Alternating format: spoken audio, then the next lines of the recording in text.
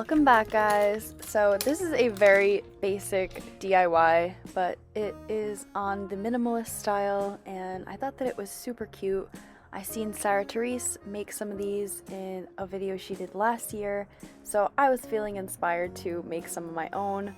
But yeah, since this is so basic, you are just going to make some shapes, whatever you come up with. Get creative, get wild, do what you do. Hot glue them, hang some jute cord, throw some beads on there, and basically you're good to go.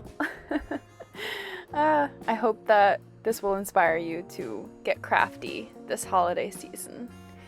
Alright, that's enough talking. We'll just let the video play and you can just watch and maybe try to make your own at the same time. This is a very short video. I hope that you like it. And yeah, happy DIYing.